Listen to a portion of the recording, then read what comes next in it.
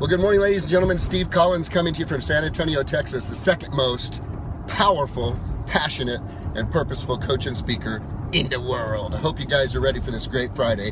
What will it take for you to have your day ruined today? What will it take to ruin your day today? And for those of you that are worried, these cameras flip things over. Look, hands on this camera, hands. I'm not driving. I'm a passenger today. Thank you, my sweet, precious bride. I'm a passenger today because guess what happened when I came to the garage this morning? Flat tire. Flat tire. Now listen, I have back-to-back appointments from morning to afternoon like I normally do. And I have my first client who I will be late for this morning.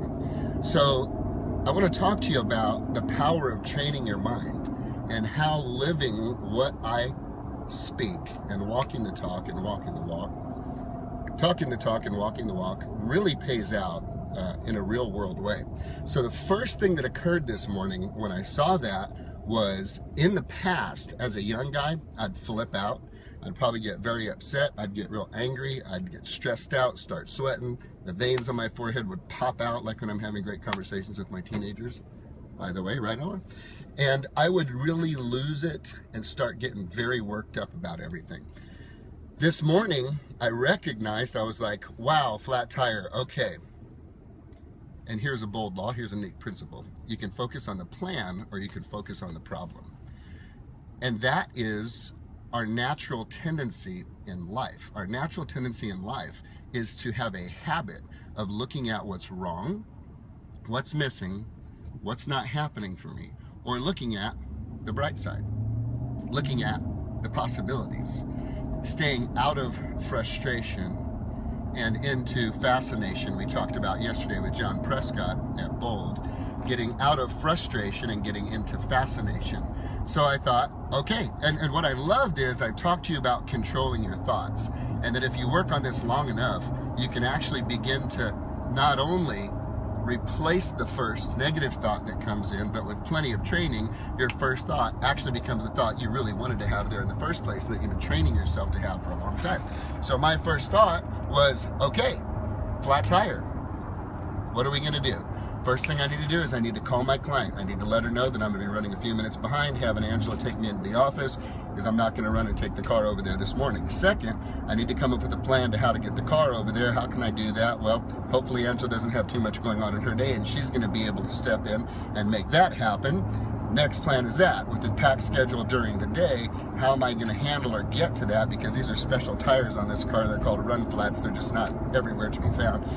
It's a challenge. It may require an extra hour and a half to my time today. So I thought, okay, we got it. We got this handled. We're going to move it over here. And by the way, if I was single and I didn't have a wife, I'd be like, okay, Uber time, buddy. We're just going to get an Uber. Going to get into the office. I'll get it handled. I'll call one of my friends, see if I can get one of my friends to help. And I focused on the plan and not the problem. And this is something that I hope for you to look at too. What will it take to ruin your day? I saw a great meme from Toby Mac a couple of weeks ago that said, did you really have a bad day, or did you just have a bad moment that you milked all day long? And I love that. So think about that. What's it going to take to ruin your day?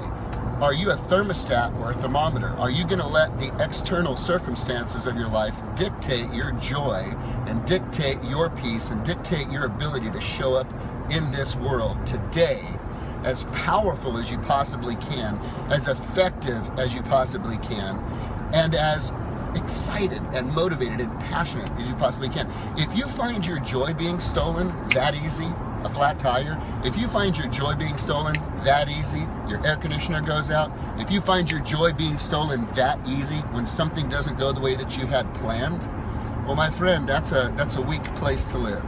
And you don't want to be weak, right? You want to be strong. Being strong is taking advantage of the opportunity to see the bright side. Running late today reminds me of the last story I'll tell you that I saw on TV. It was stories of people saying, yeah, I mean, that morning I got the flat tire and I was going to be 30 minutes late, and I was so mad, I was so angry, I was so upset. And then another story would go to, yeah, that morning as I was leaving, I spilled coffee on my shirt. I didn't have another shirt. I was so upset. I had to go to the laundry. I was going to be late to work that morning. Another one said my daughter really wanted me to take her to school that morning. She never does. She was crying. I wasn't going to do it, but I did it. And I was trying to piece together, what are these people talking about? What is it that they're talking about? And it turns out these were the people that worked in the World Trade Center and that had issues arise the morning of September 11th. And because of those awful experiences and things they didn't plan, it ended up saving their lives. And so they learned to reframe the way they looked at circumstances outside of their control. And they began to look at them and see them through the eyes of, I'm right where I'm supposed to be, doing what I'm supposed to be doing at the right time, and I'm going to be at peace about it. What will it take to ruin your day? Don't give it that power. You take the power, and have a great Friday.